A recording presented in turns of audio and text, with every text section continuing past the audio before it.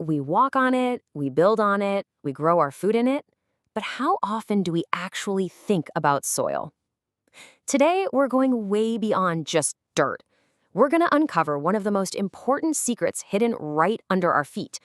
A secret that tells us if the ground is healthy and thriving, or if it's literally being crushed. So let me start with a kind of weird question for you.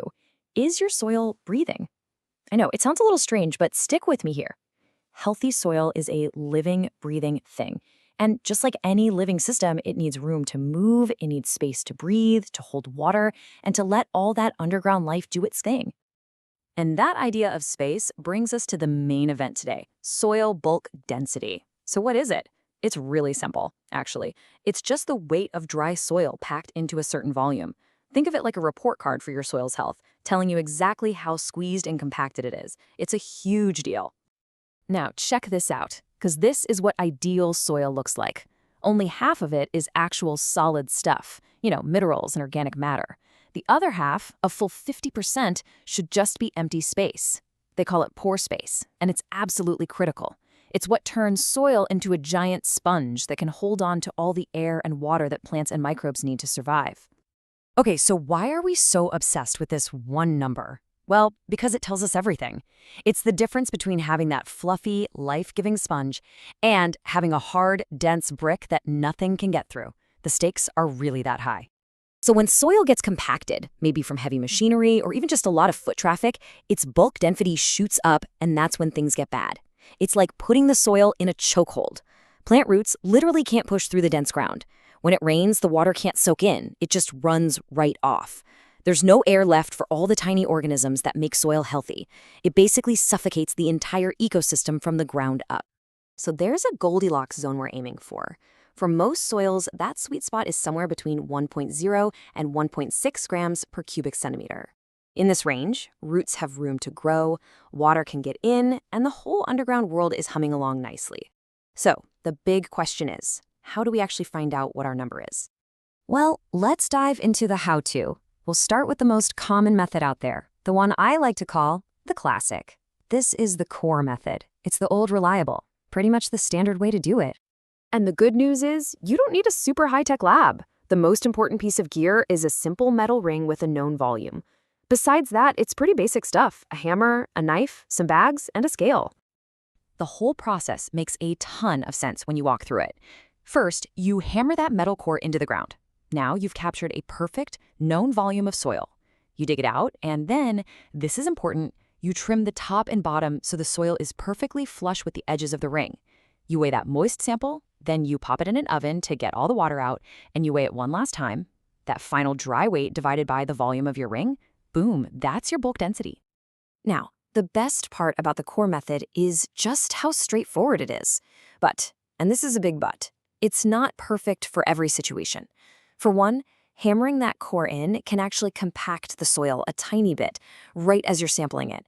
And you can probably guess, if your soil is full of rocks, forget about it. It's just not going to work. So what do you do when you've got that rocky, impossible soil? Well, that's where we bring in method number 2, the excavation.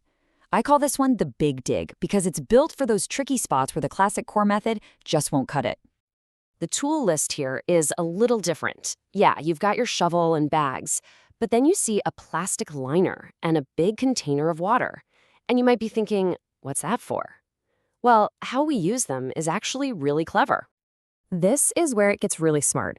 You just dig a hole, any shape, doesn't matter, but you have to save every single speck of soil that comes out. Then you line that weirdly shaped hole with a plastic sheet and you pour in water from a measuring cylinder until it's full. The amount of water you just poured in, that is the exact volume of the hole you dug. How cool is that? After that, it's the same deal. Dry the soil you collected, weigh it, and do the math. So you can probably see the trade-off here. This method is an absolute lifesaver for rocky or gravelly soils and can be incredibly accurate. On the downside, you're obviously tearing up a bigger patch of ground. And yeah, you've got to be willing to haul all that water out into the field with you. All right, on to our third and final method. And this one feels more like an arts and crafts project than field science. It's called the Clod method, and it's this really ingenious, crafty technique that zooms in on just one single piece of soil. The materials list just gives it away, doesn't it? The absolute star of the show here is paraffin wax. We're basically going to waterproof a little chunk of soil so we can do a super precise measurement. The whole process is really meticulous. You grab one single, intact clod of soil. You dry it and get its weight. Then you tie a little thread around it and dip the whole thing in melted wax until it has a perfect waterproof seal. Then you just dunk the wax clod into a beaker of water and measure how much the water level rises. That volume of displaced water is the exact volume of your clod. It's just basic physics, and it's brilliant. And this method can be incredibly precise for that one single clod. But there is a catch. If that wax coating isn't absolutely perfect, you're going to get a bad reading. And even more important to remember is that you're measuring the density of the clod itself, not the overall structure, including all those important empty spaces between the clods out in the field.